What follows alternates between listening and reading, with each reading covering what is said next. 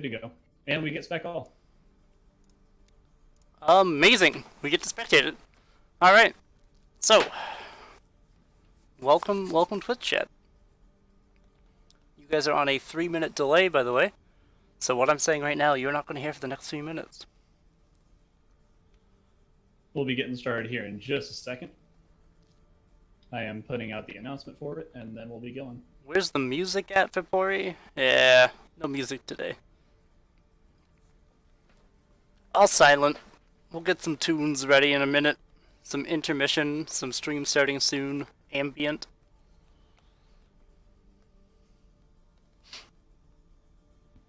Okay. I will double check and make sure everybody's ready.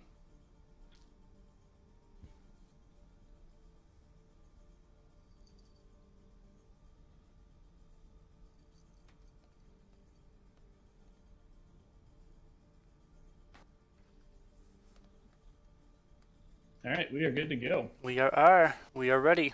All right, first map of the series. Starting with Oasis, best of 2, or best of 3, first 2-2. First to 2, best of 3, yeah. Best of 2. Whoever gets 1.5 wins. So waiting on players as some are loading in. It's taking a while, so I'm going to go ahead and start the call. Manual start. Initiating match. Alright. So, let's head over now that we're in the preliminary. The match has started, we're assembling our heroes, getting everyone together.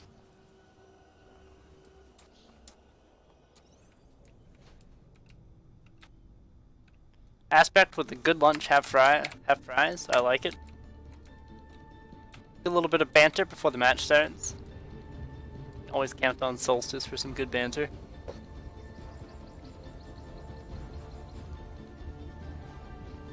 Ready for battle. And it looks like everyone's loaded in. I was getting a little bit worried since the all players filled was what was making that not actually start. And it's looking like we're going to have a Ghost Mirror match out. Well, almost. Super McCree over on the side of TFDtv. Unless they switch that up here in the next 8 seconds. They're also running the Ana right now as well. Yeah, it looks like they're going to go with Super McCree. So what do you think our plan is now that they're on Super McCree? What do you think's running through the head of the Winter Gang? Well, Winter's definitely got control over the point already. Aspect getting some good Really charge nice. in. What? That's not a bad sleep dart. Okay. Hopefully we're spotting that McCree coming around the side.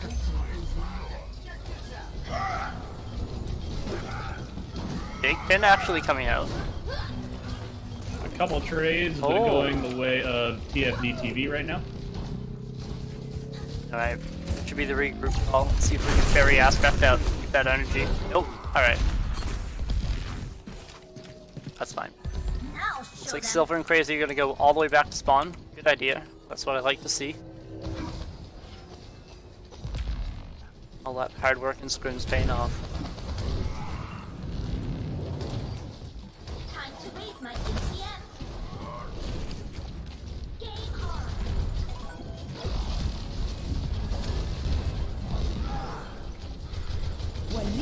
Tank line from Solstice is making a lot of really good space right now. Kind of They just are. put right Yep, out of that choke. look at that. Crazy and Red Dot are taking a lot of space. Not to mention the bubbles, that is. Oh, that was clutch. Trying to go for the solo shatter. TFDtv cleaning up. That was a good flank from Green. Or Greenied. Still, I'm impressed with Aspect. He used a personal bubble right then to block an entire shatter. I didn't see that one.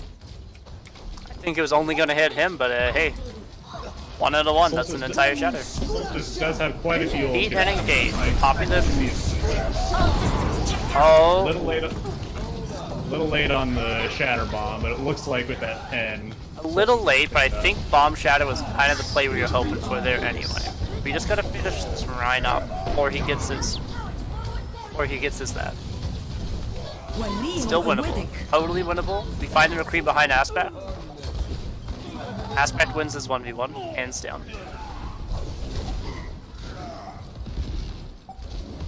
They're stalling for time, but I think we have the win con here.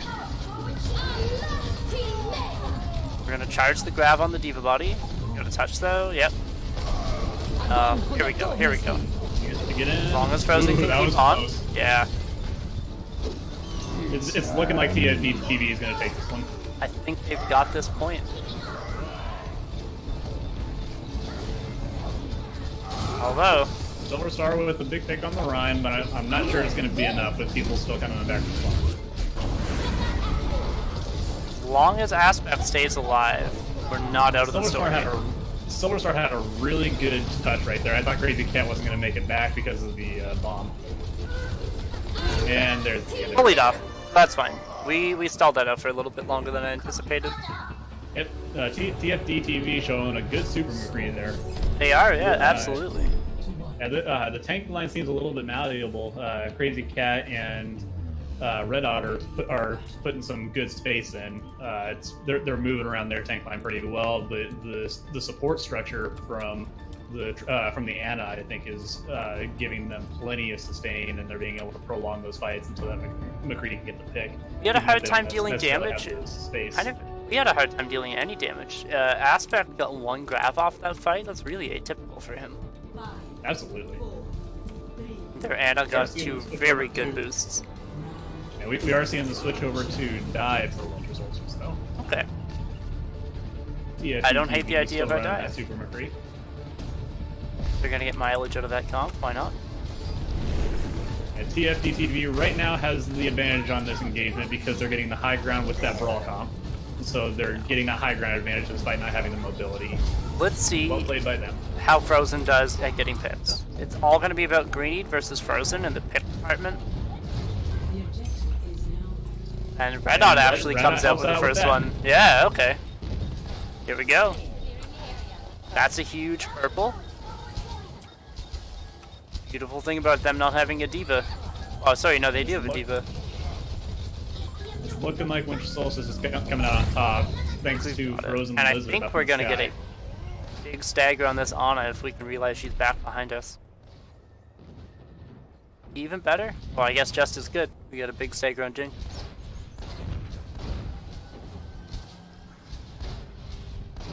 We are none the wiser right now about Sigski in our backline. Oh, Silver found him. Got the purple onto him. It looks like he's going to try and get out. He's probably going to get super I think he's going to get staggered. Ooh. Nope, they let him get away. I'm surprised he juked the cars. Honestly, I am. I'm really impressed. It's high noon. Okay, we're going to lower ourselves Good mobility out down. of the fair to get away from that. That's going to create a big amount of space. And it's over now. Aspect's going for the hat. And there he is. There it is. Barrage. Just as big as it needs to be. Theory going to go for a res here, but it's got to get protected. They've got to deal with Dia-Man first. And Theory's going for the res. Der Kampf ist noch nicht vorbei. I like the idea that TFDtv had their first fight where they came around and took the elevator up so they could take that high ground, especially with the low mobility of their comp right now. Solstice is going to be outmaneuvering them, getting between the high grounds and the low grounds. So I think they need to get over and take that elevator again. That was the right play from them. It didn't quite work out, because I think we just had so many targets coming in so many different directions. Did I miss something just then? I saw the Diva bomb go off. I'm not sure if it was intentional or if it was a remake or if it was a fat finger. I don't know if it was a remake or a fat finger. We They can hope it got was a McCree remake. back up. They did. But the purple on Yeah, him he's back immediately. It looked like he was pocketed, but with the purple that you talked about, that's not going to do much. Not a whole lot. Damage boost is nice, but healing's better. Taken's in the back row, gotta go down. Feeling powerful. Beautiful. So Alright. We figured it out. Two completely polar opposite maps so far here with the 100 to 0 from TFDtv and now the 100 to 0 from Solstice. Both teams going 0 to 100 real quick. Ready for battle.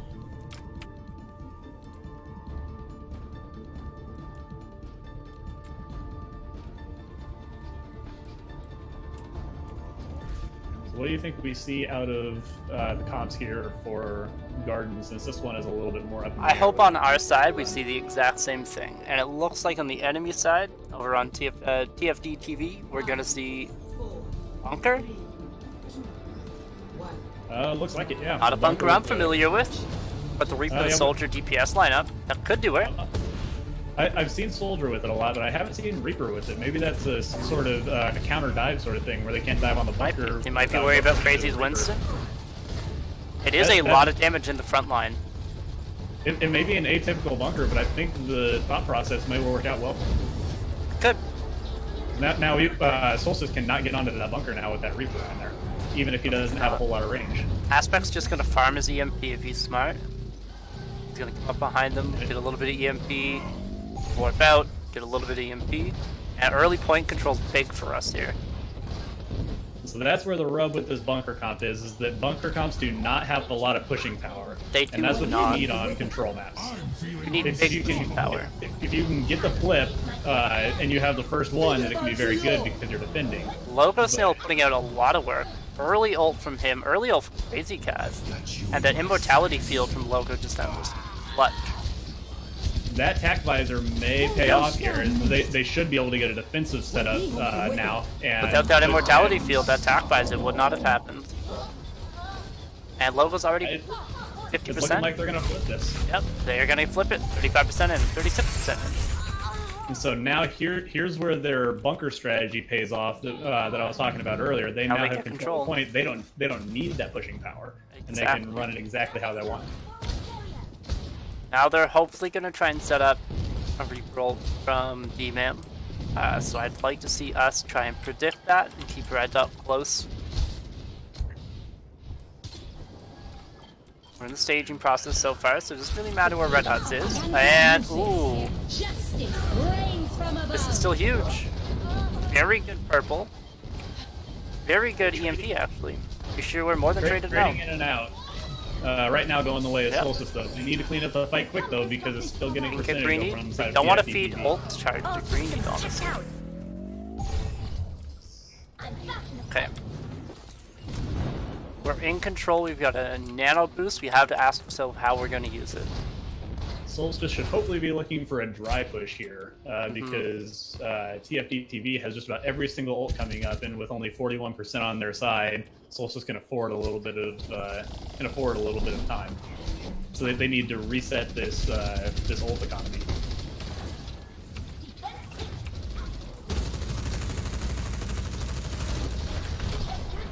Okay, they're wrapping her all the way around the pillar, are they? Nope. Okay, debate. To make my job as a spectator harder. Coming all the way in now. Through the corridor, and looks like pushing high ground. Yes. That nano boost didn't hit who they wanted it to hit. This could be an opportunity for us to turn it around. Gary's in the danger zone there. That is a huge bomb. Alright, they can use whatever ults they want. Apparently Frozen doesn't care. And he gets away from that bomb. Justice reigns from above. It's looking like going ahead and investing the ults instead of the dry push ended up paying off as Solstice does take this first map 2-1. Well, that last fight was entirely on the back of Frozen. Who needs 5 ultimates when you just have one Frozen Lizard? Like, that was crazy. I really want to see his POV at the end of this. Of course it does. There's a big high noon right here. Got the big flank. Yep, that'll do it.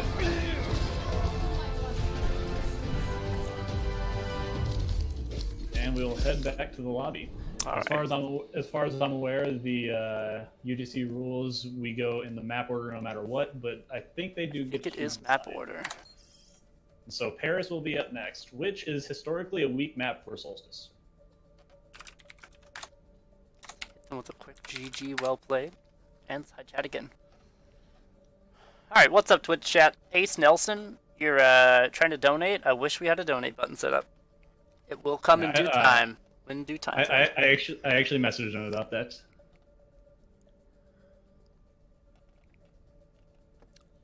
This is a trial run broadcast anyway. Have we done anything with the Solstice Twitch channel yet? We have not. Oh, okay. Which is the point of this. Beautiful. I'm gonna go shut my dog up really quick. Yeah, the cat we're fostering has been trying to jump on this couch, or like up in front of the camera all night. It's amazing.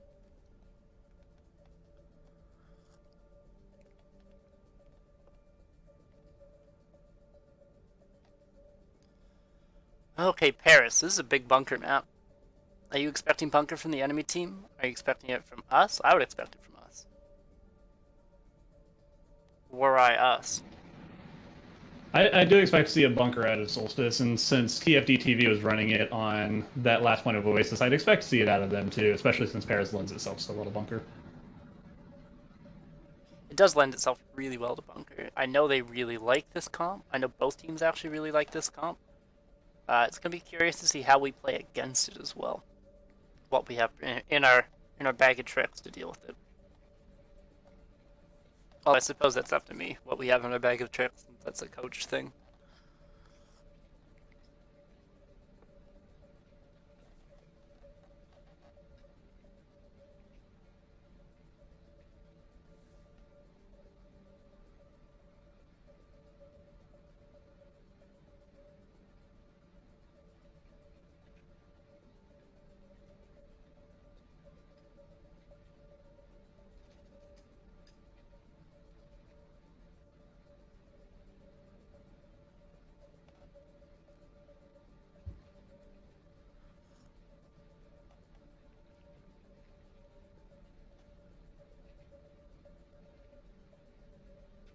Okay, so it looks like we're about ready to go. We do not switch sides.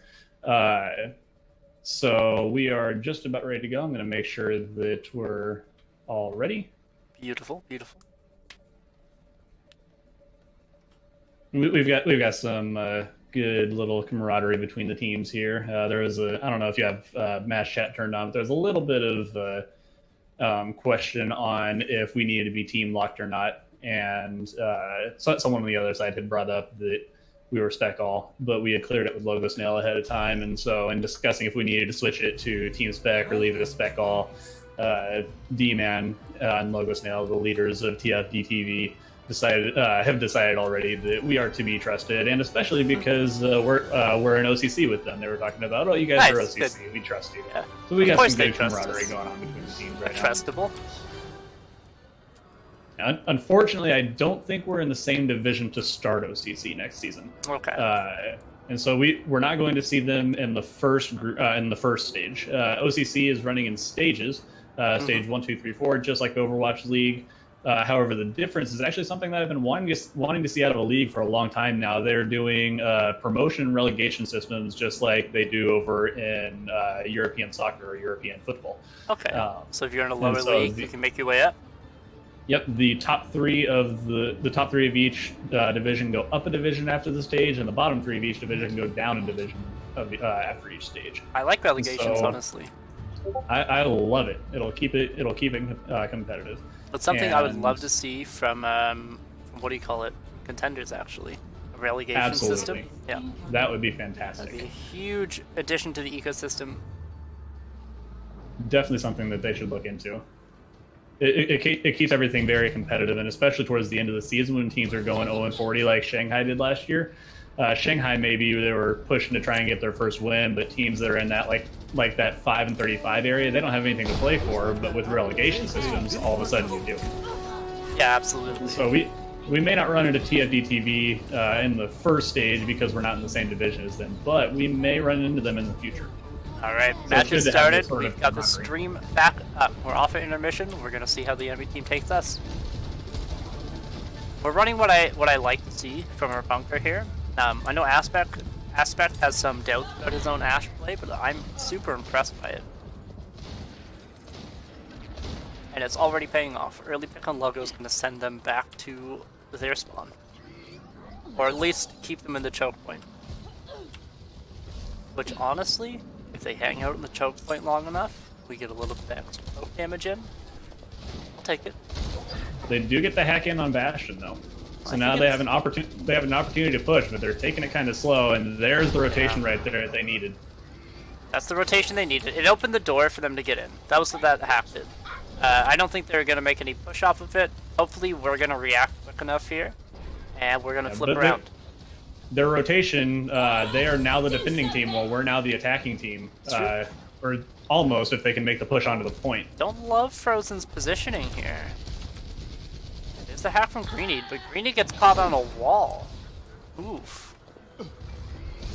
Poor guy. They are going so far backwards. That's a very interesting way to take this point. I don't hate it, honestly. I do like the way they're attacking. Yeah, the rotation was fantastic. It's very methodical. Big shatter coming out from Ryan. That immortality field right there, so damn clutch. And it looks like on the back of that shatter, TFDtv is going to take the point. Oh, I don't know about that. Red Dot's still in here. Red Dot and Aspect, crucially. And Red Eye is cleaning up the fight. Was that 5 kills? Was that officially a pop?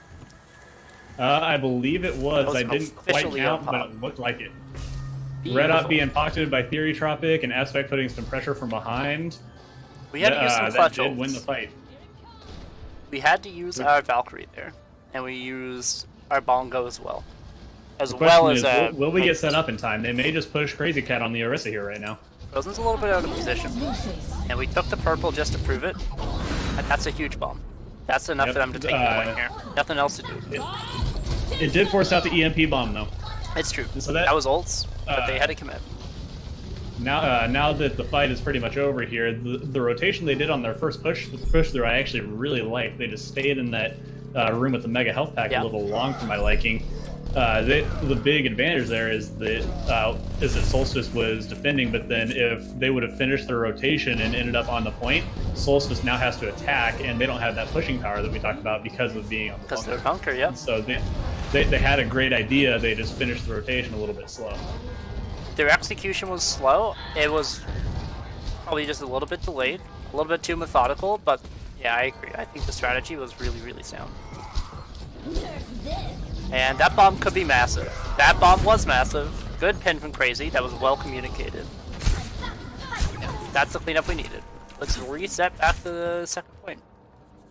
I'm excited to see second point, honestly. I find a lot of our Paris matches in scrims were kind of ending on the first. Mm-hmm. And whenever we went to second, it was usually like, oh, this is a steamroll, because whichever team is on defense plays a little bit sloppy.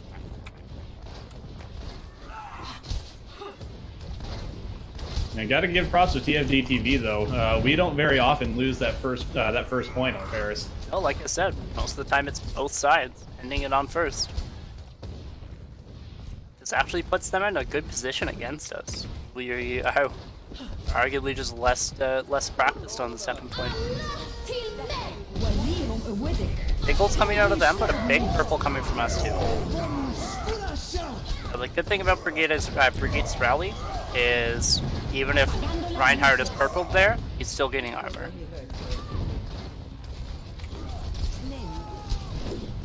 Also, that EMP from Aspect was super massive. As always, he is a god. Now let's see if he can get the stagger here on Anna. I think it's coming. Looking like they'll be able to. Yep. Big stagger. Watching the beginning of the rotation on that last fight, TFDtv is moving very well as a team. They're staying really, really tight together going through wherever they're pathing to. Oh, look at the swaps coming up. They're now in a Hanzo. And Logo went over to Mercy. So they're looking to pocket. They're running now on a 2-2-2. Same as we are, I suppose. They're off of the Ana, which seems to be a comfort pick for Ziggsy. Big sleep dart coming out. That's a purple on him. That's gonna... Honestly, we don't need to get a kill there. Just the sleep dart and the purple. Buys us Waste a enough little time. bit of time while we wait Exactly. wait for those resources to come back. Reinhardt cannot do anything if he's purple. He will not move. It's high noon. Bomb a little bit of a whip, but it opened us up to get that shatter, and that's clean up. And I'm hearing Aspect coming in. I had a little bit of a heart attack. I heard Spanish coming from behind.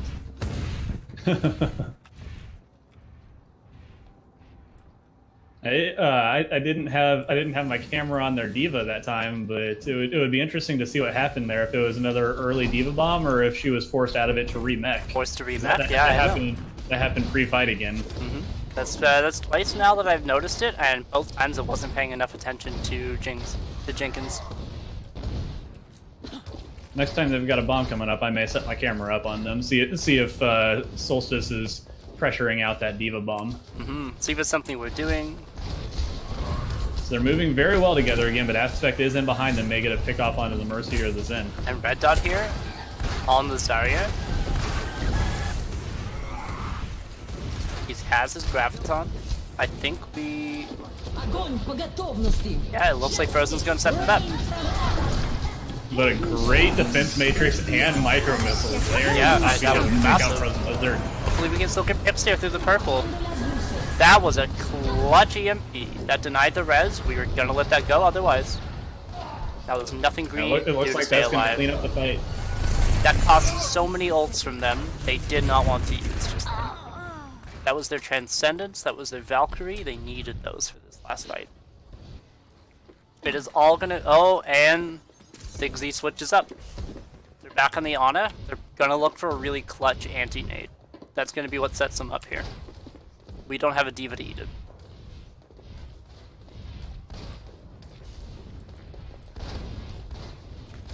If Solstice can play a little bit spread out, though, that anti-nade may come in and Red Up may be able to cleanse whoever it lands on. If it lands on him and just the Reinhardt, for example. That's true. With the Pharah and the Mercy up in the air, he doesn't really have to worry too much about our Ana or our Sombra. It's also very, very difficult to land that anti against the spread out team.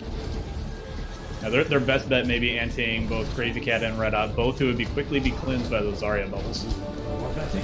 Big investment if we do that, but it could be the win con. That shatter came out on Aspect. That is huge, but the counter shatter was huger. And so it Well looked played. like good execution from TFDtv over there with that rotation, getting the space open with the dragon, and then getting that shatter in. But it looks like the ult economy was just a little bit too far in favor. A little of bit in Solstice favor, yeah. because it just didn't matter. A little bit in our favor. I'm not sure if they could have done anything different there. Crazy played that really well. He got split up from the dragon, and I guess they weren't tracking his shatter well enough, because he just sat in the corner and waited to land that. Maybe they thought when he was split up, they sort of counted him out of the equation a little bit soon. However it went down, it gave us our first point. It is a single tick. That is all we need on second point to win this. So it'll definitely be interesting to see how it plays out with TFDtv, because as we talked about, we typically pretty much hold first point without a whole lot of work on second point. But then on the flip side of that coin, Paris has been a map that we're historically bad at, and a lot of that comes from really, really struggling to take down bunkers on this front spot, and we normally end up with not a whole lot of time to take that second point, which is where we crumble. And so they may only have to hold that second point, that last tick, for only about a minute or two if Solstice continues to struggle on attacking for the first point. If they play their cards right, and they notice our weakness here, that's exactly how it's going to go down. Okay, so we're going to come out on a 2-2-2 comp. I think I like our odds on that a little bit better. I know we've tried triple DPS and quad DPS. I know our shot on triple is decent, but I find our quad DPS kind of lacking. We just don't have enough healing resources that we kind of count on. It seems like a major thing with Solstice is that we don't find a lot of health packs, which with only one healer, that's kind of something you have to do. It is definitely something. A Crazy huge boot from already Crazy Cat up right there. That is may their just end immortality Larissa field there too. Aspect down early, big sad, but the res comes out. We've got Ziggsy down now. I think we have first point. record time if it's true. Oh! Yep. A big res on the Orisa that may help turn things, but that boop on the Hanzo after the Mercy pick is probably going to do it. Yep. Anyone else notice Logo Snail's DPI switch just then? That was incredible. I did not. He did the Mercy trick. You have like either you play on super high sensitivity or you have a DPI switch. When you go for the res, you just flick your mouse and have it spin. Oh, and she does all those really fast spins. Yeah, it's like yep. 400 360s. You can't headshot her. Well, you can, but it's luck. It's a lot harder. It's all luck. You cannot predict Solstice that. coming in quick, looking for the steamroll. Neither team with an ultimate yet, but TFDtv did switch out their comp and reset their ult economy. So the question is, will Solstice notice this and try and play off that ult advantage? Playing a 2-2-2 death ball here. I hesitate to call it goats because it's got a little bit too many of the set pieces swapped up. Baited out a res early. The fire on J-Hal could be big. And if they can wait out this Bob, that's a res and an ult down. They may be able to just outlast right here. Here we go. But a big barrage, but they knock out the Diva mech. Those are the ults we needed to come out. It's currently still pretty much going both ways, and so if all fights are even, the spawn advantage of TFDtv may be able to win in this fight. But Solstice coming out with a couple big picks may swing that back the other way. We do still have to get our picks a little bit quicker, or they are gonna, as you say, get that stall. Yep, especially with the May already set up. They had that. Oh! They were ready for it, but the boot. Amazing. So we will take a look at the play of the game, and we'll discuss a little bit. And it sounds like TFDtv's player Logo Snail, the DPI switch, is going to come in for an interview. Hell yeah! All right, let's get Logo in here.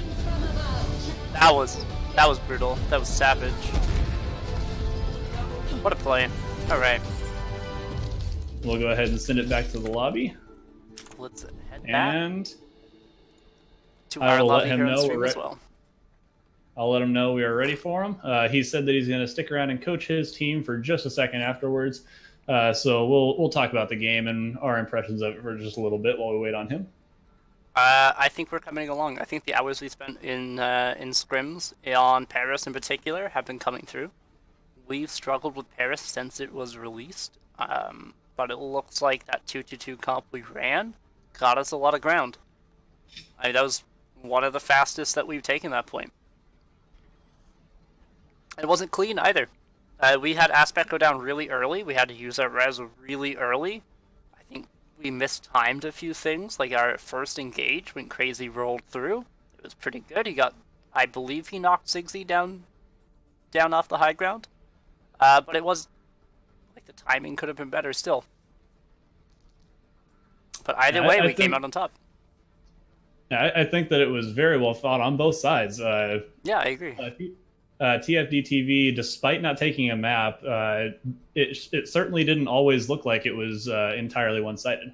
No, it did not. TFDtv was definitely making some good moves in there, both with coming out very strong on Oasis, and then also being able to have very good team movement going around some flanks and things like that.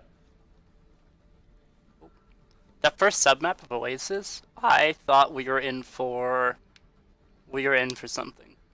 They played that so well. Their Super McCree strategy was well done, well executed.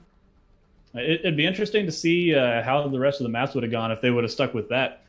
Also interesting to see how well the maps would have went if the McCree buffs were live right now. I can only imagine. Oh, absolutely. Yeah, they played that so well. If he had that 0.4 seconds right now, Jesus. And the other thing that's worth mentioning too is that just like we do whenever we're picking teams, whenever we're picking players for our teams, and we don't take SR into account, they are well below where we typically scrim at, and we have we've abolished teams that are well higher than them. So I think that they're another team like us that play well above their SR rating. Yeah, they punch up.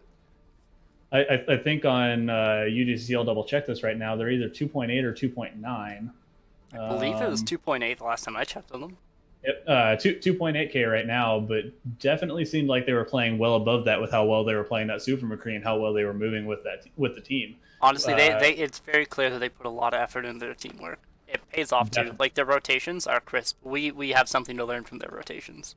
Absolutely. And we're what 3.4K. We're like 600 SR higher, but they've literally taught us something. So it looks like Logo Snail is ready to come in and discuss. So I will add him into the call. Jump him into the call. Unfortunately, no face cam for Logo Snail right now. That's hopefully something we can coordinate in the future.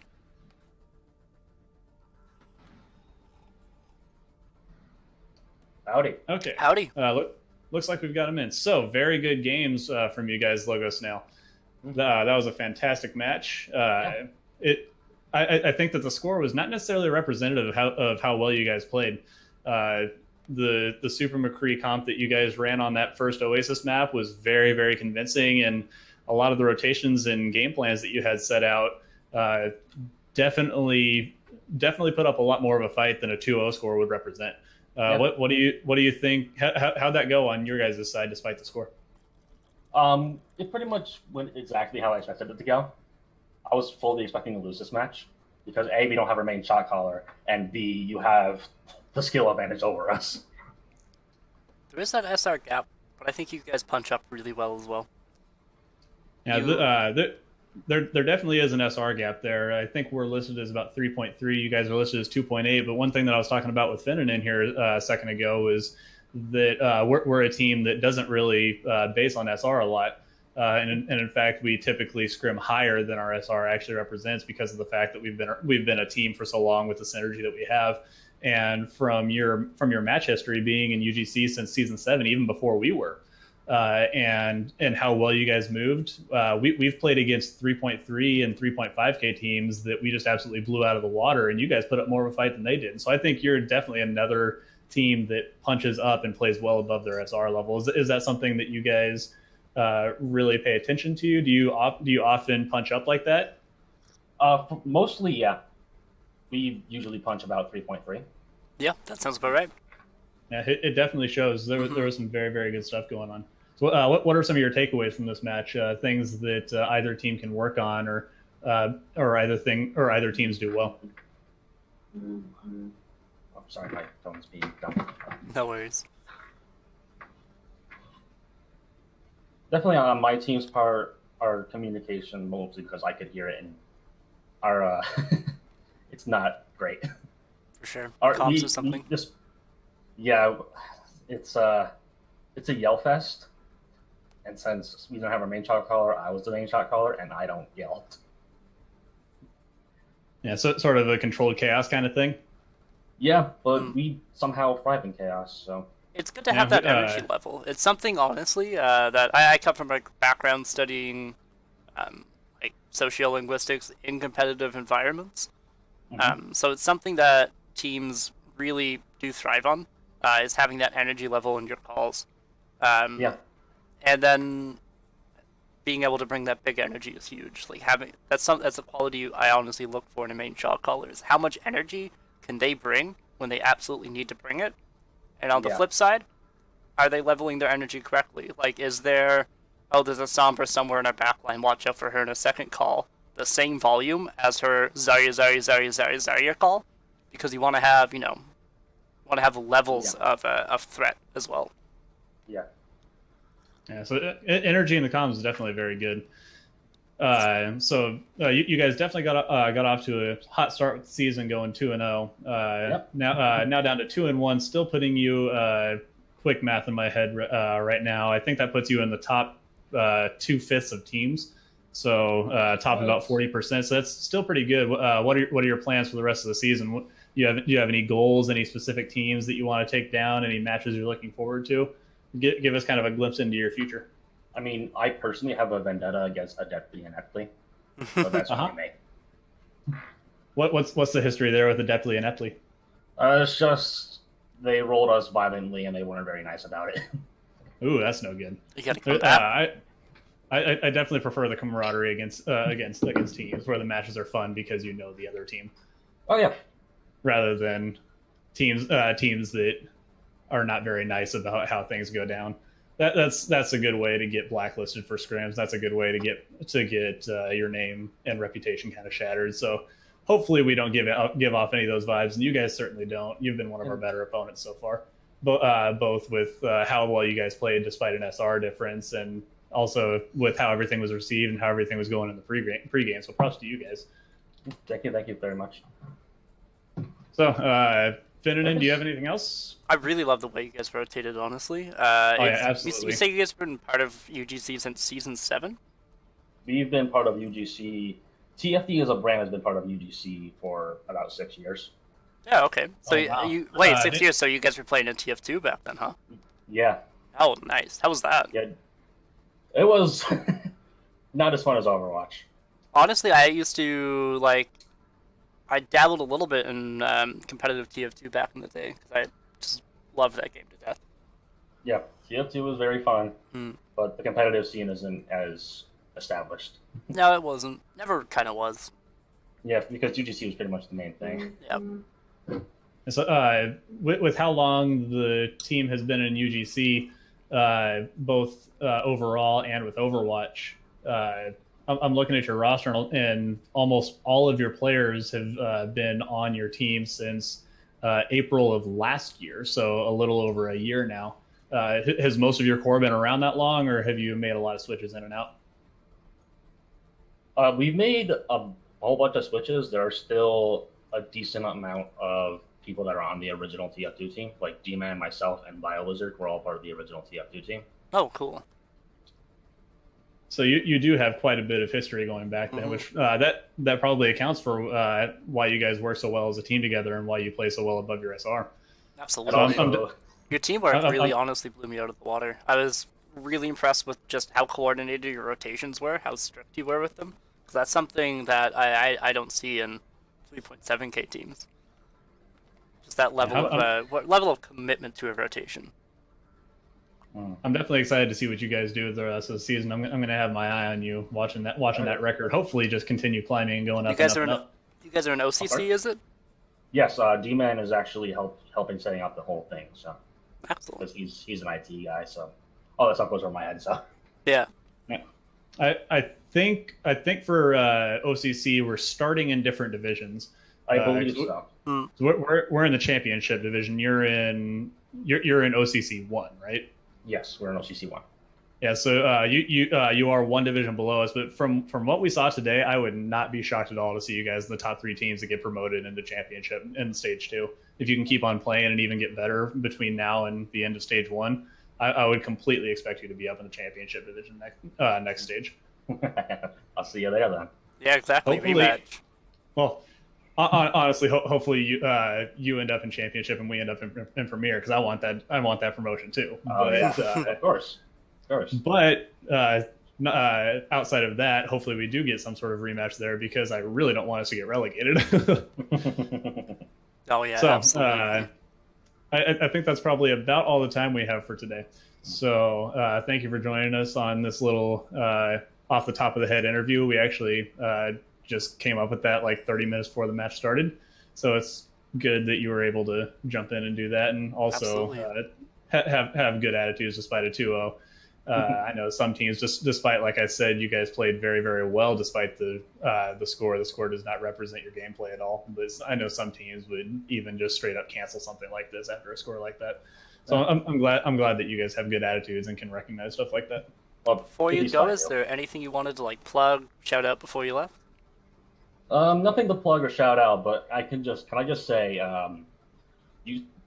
both of you sound exactly like D-Man and Jenkins. It's ridiculous. Oh, really? Maybe we are. You don't know that. It's super uncanny. It's great.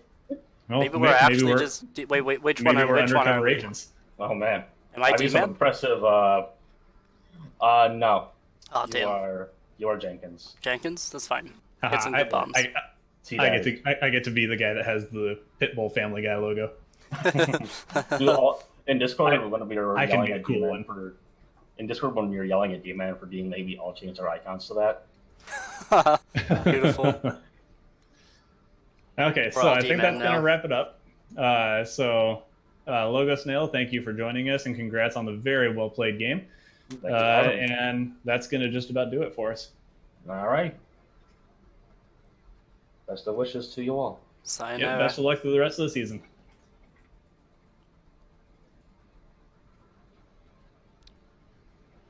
All right. Are we off? I believe so. Okay. Well, is that everything for the stream tonight? Anything else you wanted to shout out or talk about?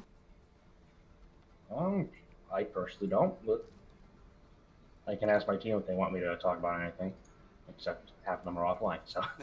Alrighty. Yeah, I think we're good. Have you already ended the stream? Oh no, stream's still going right now. Okay. There's a little behind the scenes. Yeah. Alright, then that'll wrap it up for us, myself and T-Dad. We are going to cut it here. Be sure to check out @Solstice Gaming. It's got another G in it. On our Twitter handle. You can check out myself on Twitter and Solstice T-Dad as well. Then Solstice Gaming, check out our YouTube channel. Make sure to subscribe because we're going to be putting up some content, hopefully like this, there in a little bit. And join our Discord. Check that stuff out. You can find out all of that on our Twitter. Thank everyone for showing up. You're all beautiful. Alright. Sayonara.